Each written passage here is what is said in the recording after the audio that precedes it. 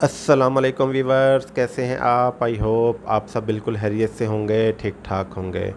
आज मैं आपको स्वीडन विज़िट वीज़ा के बारे में इंफॉर्मेशन दूंगा और स्वीडन वीज़ा के बारे में आपको मैं बताऊंगा कि आप ये वीज़ा कैसे अप्लाई कर सकते हैं। इस वीज़ा की रेशो क्या है, हमें ये वीज़ा अप्लाई करना चाहिए कि नहीं करना चाहिए, और इसकी अपॉइंटमेंट कब तक की मिल जाएगी। तो ये सब डिटेल आपको आज की इस वीडियो में देखने को मिलेगी। अगर आप वीडियो पूरी देखेंगे तो आपको समझ में भी आ जाएगा। तो वीडियो में आगे बढ़ने से पहले अगर आपने अभी तक मेरा चैनल सब्सक्राइब नहीं किया तो चैनल को सब्सक्राइब कर दीजिए। अगर वीडियो अच्छी लगे तो इसको लाइक ज़रूर कीजिएगा। तो सबसे पहले आपको बताता चलूँ कि स्वीडन यूरोप का एक बहुत ही खूबसूरत मुल्क है और ये शेंजेन ज़ोन में आने वाला मुल्क है। इसके एक साइड पे नॉर्वे है और दूसरी साइड पर फ़िनलैंड है। स्वीडन वैसे स्टडी वीज़ा की वजह से बहुत ज़्यादा मशहूर है। स्वीडन में पाकिस्तान से भी, इंडिया से भी, बल्कि पूरे एशिया से स्टडी वीज़ा पे बहुत ज़्यादा लोग जाते हैं और स्वीडन स्टडी वीज़ा बहुत ज़्यादा तादाद में देता भी है।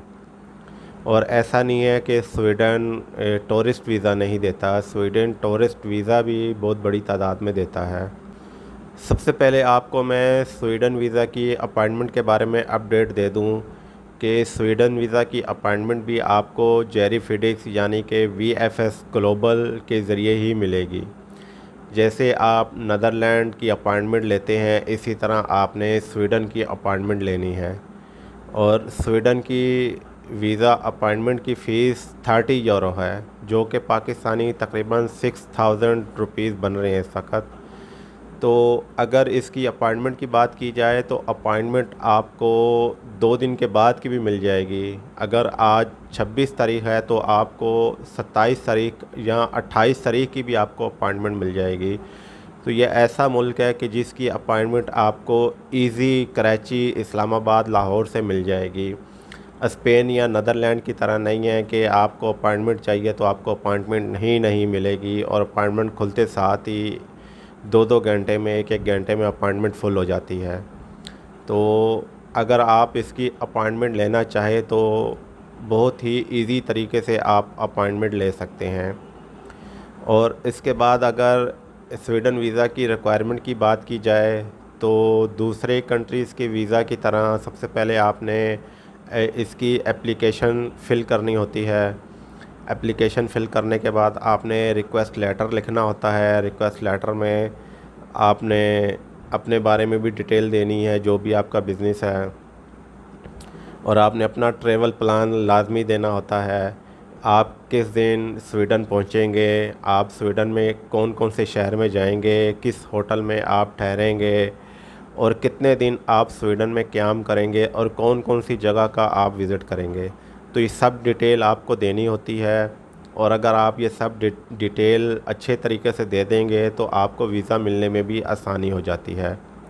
उसके बाद आपको वाइट बैकग्राउंड की पिक्चर की ज़रूरत पड़ती है। आपके पास वैलिड पासपोर्ट होना चाहिए और अगर आप जॉब कर रहे हैं तो आपको जॉब एम्प्लॉयमेंट लेटर की ज़रूरत पड़ेगी।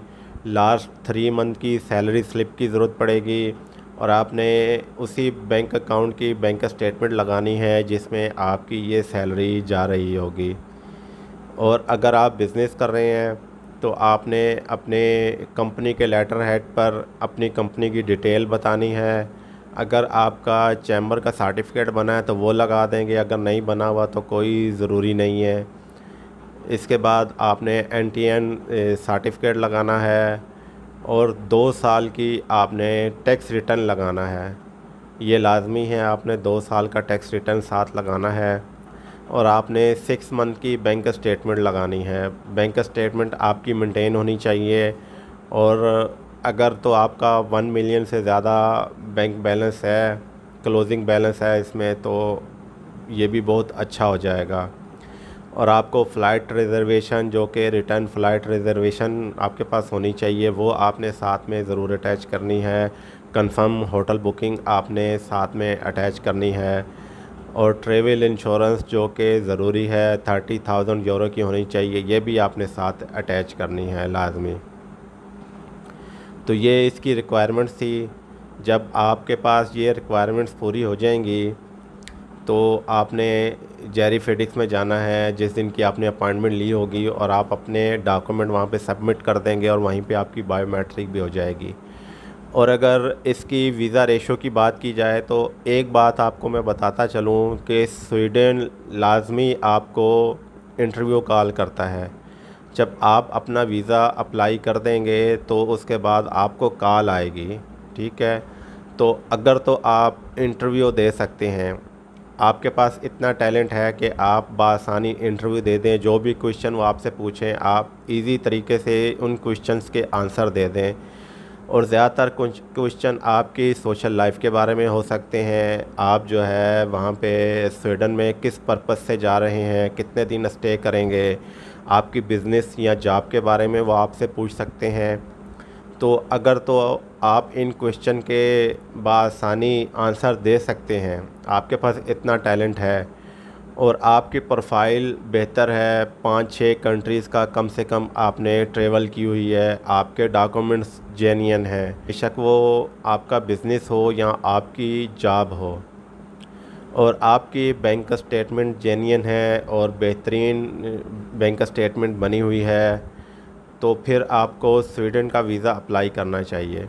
अगर आपकी प्रोफाइल अच्छी है तो फिर आपको वीज़ा मिल जाएगा, और ख़ासकर अगर आप इंटरव्यू दे सकते हैं तो फिर आपको स्वीडन का वीज़ा ही अप्लाई करना चाहिए, क्योंकि स्पेन और नीदरलैंड की वैसे भी अपॉइंटमेंट मिलना बहुत ज़्यादा मुश्किल होता है, और स्वीडन की अपॉइंटमेंट भी आपको मिल जाएगी। और स्पेन ज़्यादातर इंटरव्यू नहीं लेता, इंटरव्यू कॉल नहीं करता, तो उसमें बहुत अच्छी अच्छी प्रोफाइल वालों के वीज़े भी रिफ्यूज़ हो जाते हैं। जबकि ये आपको इंटरव्यू कॉल भी करेंगे तो आपसे पूरी डिटेल भी लेंगे, तो आपकी प्रोफाइल अच्छी है तो आपके वीज़ा लगने के बहुत ही अच्छे चांस हैं।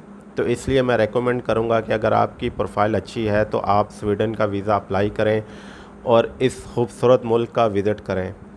तो आज की ये अपडेट थी, उम्मीद है कि आपको मेरी आज की वीडियो पसंद आई होगी। इंशाल्लाह नेक्स्ट दोबारा हाज़िर होऊंगा, मुझे इजाज़त दीजिए। अल्लाह हाफिज़।